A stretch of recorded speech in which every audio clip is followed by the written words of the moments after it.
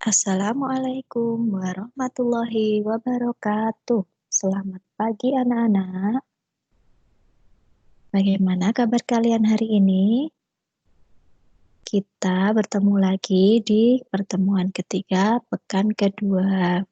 Pembelajaran kali ini akan Guru informasikan ada pemadatan materi, yang mana hari ini kalian akan belajar dari pembelajaran 3 dan 4.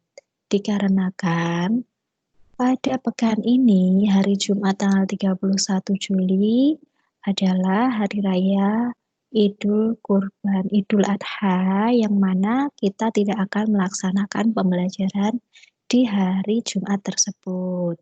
Kemudian untuk hari Kamis, materi pembelajaran adalah pembelajaran 5 dan 6, juga dipadatkan. Baik, untuk itu Bu Guru berpesan untuk hari ini silakan anak-anak perhatikan dan juga lebih konsentrasi lagi, bukunya disiapkan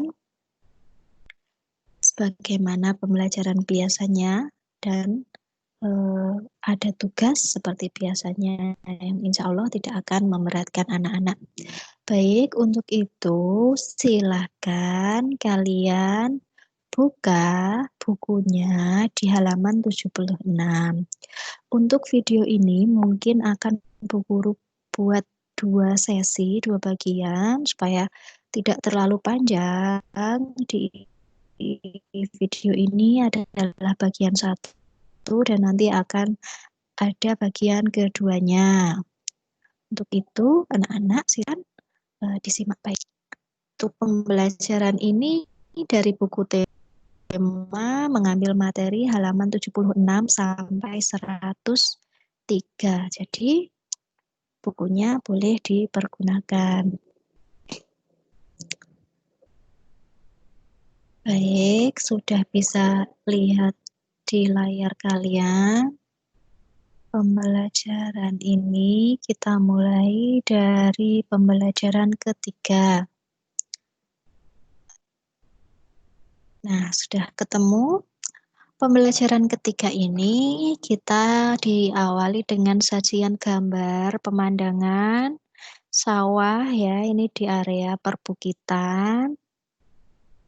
Dan ada teks, Indonesia merupakan bangsa yang dikaruniai Tuhan dengan sumber daya alam yang sangat beragam dan melimpah, mulai dari keragaman potensi alamnya sampai keadaan penduduknya. Sudahkah semua itu dimanfaatkan secara bertanggung jawab? Apa maksudnya bermanfaat yang bertanggung jawab? Nah, ada sebuah kisah, ini cerita, dialog. Di sela-sela istirahat, Pak Anto dan Beni memerhatikan lingkungan alam di sekitar. Di sebelah timur mengalir sungai dengan aliran airnya yang jernih dan deras. Di sebelah barat terbentang luas ladang sayur. Di sebelah utara berbaris perbukitan yang ditumbuhi berbagai pohon. Adapun di sebelah selatan berdiri tegak gunung tempat hidup berbagai tumbuhan dan satwa. Pak, saya merasa sangat beruntung lahir dan hidup di Indonesia. Tanahnya subur dan alamnya sangat kaya, kata Beni. Beni, kekayaan dan keberagaman yang dimiliki oleh bangsa Indonesia tidak sebatas sumber daya alamnya saja, namun juga kondisi kependudukannya. Jumlah penduduk Indonesia sekarang ini sekitar 254 juta jiwa. Penduduk tersebut tersebar hampir di 13.466.000 pulau yang ada. Menurut Kepala Badan Informasi Geospasial dari Sabang sampai Merauke, masing-masing pulau atau wilayah memiliki beragam suku, adat, budaya, ras, agama, dan golongan. Dari sekian banyak penduduk tersebut juga terdiri atas beragam latar belakang, pendidikan, ekonomi, sosial, dan budaya. Jelas Pak Anto. Wah, saya makin bangga jadi anak Indonesia, sahut Benny. Kita lanjutkan di halaman berikutnya, kan Bu Guru tampilkan. Ini yang dinamakan dengan peta sebaran kepadatan penduduk di Indonesia. Di halaman 77 bisa dilihat di buku. Amatilah peta ini. Nah, di sini ada keterangannya anak-anak. Kepadatan penduduk Indonesia menurut provinsi tahun 2010 ya. Ini digambarkan dalam peta dengan warna yang berbeda-beda. Untuk warna hijau tua sampai merah ini urutannya dari yang paling rendah kepadatannya dan sampai tinggi atau padat sekali. Nah, yang padat sekali sepertinya untuk warna merah ini. Nah, ini ada ini. Dan yang paling sedikit berwarna hijau di daerah sini nih, Papua Barat. Ya, di Papua Barat ini yang paling rendah kepadatan penduduknya. Artinya apa? Masyarakatnya dan luas wilayahnya itu perbandingannya saat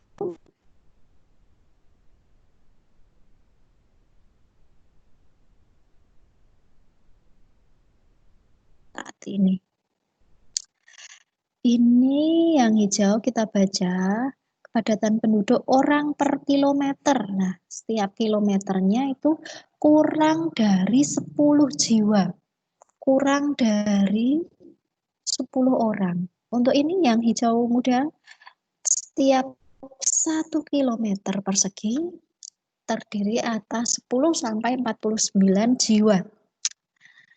Untuk yang hijau lebih muda lagi, terdiri atas 50 sampai 99 jiwa. Yang warna kuning 100 sampai 199 jiwa. Dan warna coklat keorenan 200 sampai 599 jiwa.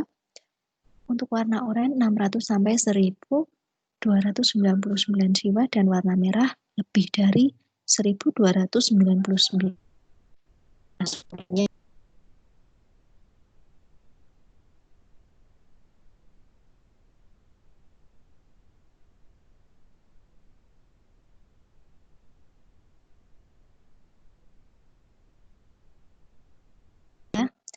Kemudian dilanjutkan yang warna coklat ini. Nah, yang paling sedikit yang warna hijau tua seperti yang tadi sudah Guru jelaskan. Baik, kita lanjut. Berdasarkan peta di atas, jawablah pertanyaan-pertanyaan berikut. Pulau mana yang paling padat penduduknya di Indonesia? Tadi jelas ya. Pulau apa itu tadi? Jawa. Pulau manakah yang paling sedikit penduduknya tadi mana? Di daerah Papua ya. Berapakah jumlah kepadatan penduduk Provinsi Lampung? Silahkan nanti dicari. Kita lihat Provinsi Lampung. Lampung itu ada di sini loh, Sumatera. Nah, antara 200 sampai 599. Bagaimana kok bisa tahu? Warnanya ini anak-anak, warnanya itu, nah ini keterangannya seperti itu. Dan berapa jumlah kepadatan Provinsi Papua Barat? Silahkan kamu lihat. Berapa jumlah kepadatan penduduk provinsi tempat tinggalmu? Nah, tempat tinggal kita ada di mana? Jawa Tengah. Warna orange ada berapa itu? Baik, kita lanjut. Peta persebaran suku-suku bangsa yang ada di Indonesia. Kamu telah mengamati dan memahami persebaran suku bangsa di Indonesia melalui peta di atas. Sekarang sebutkan dan tunjukkan suku-suku yang mendiami pulau-pulau yang ada di Indonesia berikut. Kan anak-anak ini ya. Nah, ini dia. Tugas untuk kalian hari ini ya, dipasangkan. Ada gambar pulau di sebelah kiri, diidentifikasi nanti pulau apa ini kira-kira. Kamu cari ya, harus tahu ya, kelas 5. Kemarin sudah ditunjukkan Bu Guru dalam peta. Coba kamu cari bentuknya ini merupakan pulau apa. Dan sesuai dengan budaya yang mana, nanti dihubungkan. Ini di halaman 79 ya untuk tugas hari ini. Kita lanjut halaman selanjutnya. Selain keragaman suku bangsa Indonesia juga dianugerahi keragaman agama. Ada 6 agama yang diakui, yaitu Islam, Kristen Katolik, Buddha, Hindu, dan Konghucu. Adapun Islam menjadi agama dengan jumlah pemeluk terbesar di Indonesia. Nah, coba didiskusikan. Ini tidak perlu. Nah, ini kita lanjut saja ya.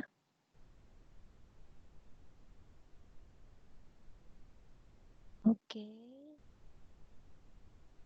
Wawancara. Kita juga lanjut saja. Lanjut di halaman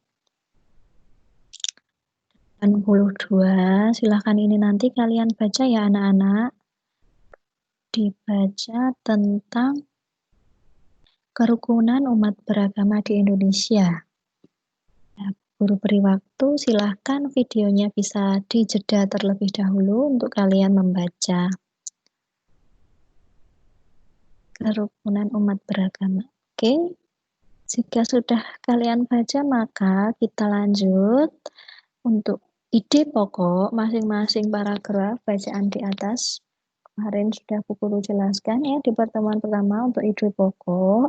Itu merupakan ide yang terdapat pada kalimat utama. Nah, itu dari setiap paragraf itu pasti akan ada kalimat utamanya.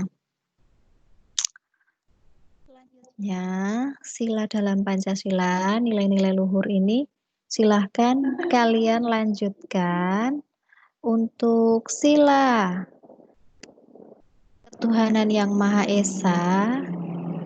Nah, ini nilai-nilai luhur yang berbeda antar sila satu yang dengan yang lain. Nah, itu sama halnya seperti yang kemarin ya anak-anak. Untuk yang kemarin itu kalian menyebutkan sikap-sikap yang sesuai dengan sila. Nah, ini kita lewati saja, lanjut di halaman berikutnya. Di sini ada perilaku dan sikap masyarakat harus mencerminkan nilai-nilai luhur Pancasila. Meski demikian, sering kita jumpai dalam kehidupan sehari-hari perilaku orang-orang sekitar kita yang tidak mencerminkan nilai-nilai Pancasila. Nah, ini contoh perilaku yang tidak mencerminkan sila-sila dalam Pancasila, yaitu di lingkungan sekolah. Ini tidak sesuai ya.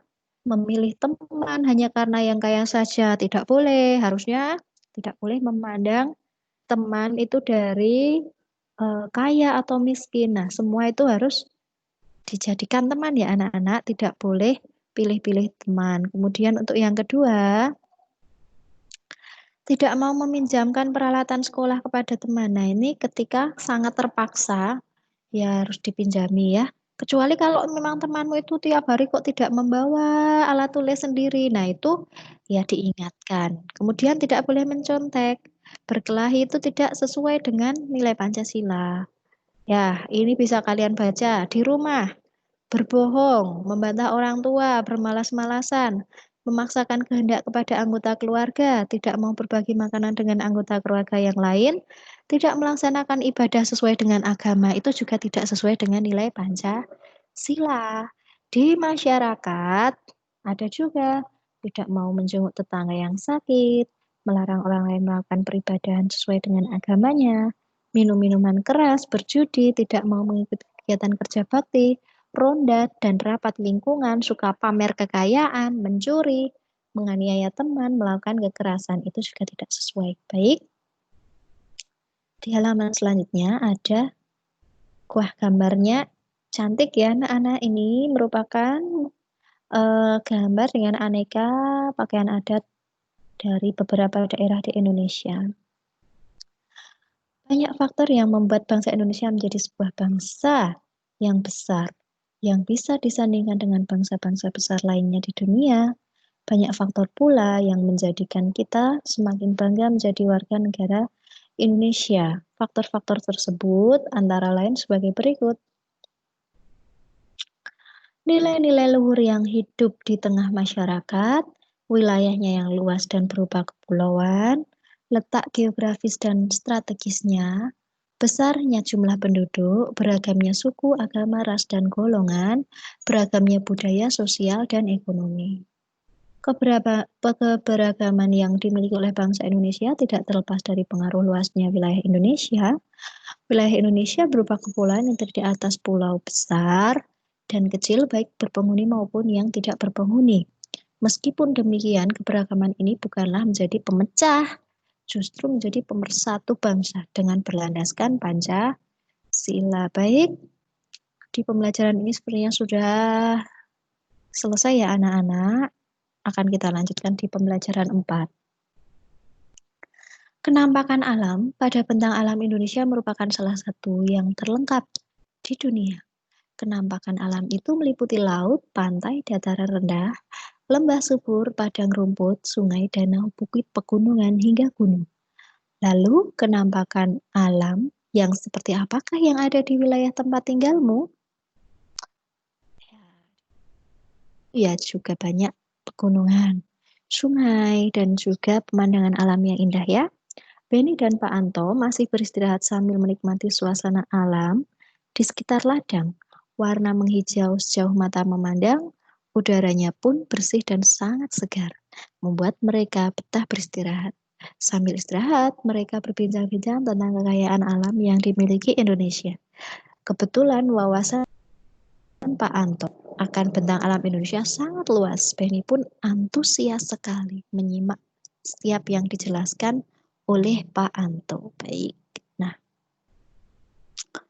kita akan lanjut di video berikutnya ya anak-anak.